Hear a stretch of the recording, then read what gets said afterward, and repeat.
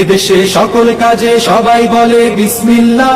এদেশে ভালো কিছু দেখে শুনে হাসি মুখে সবাই বলে মাশা আল্লাহ, সুবহানাল্লাহ সুবহানাল্লাহ সুবহানাল্লাহ সুবহানাল্লাহ সুবহানাল্লাহ সুবহানাল্লাহ সুবহানাল্লাহ সুবহানাল্লাহ।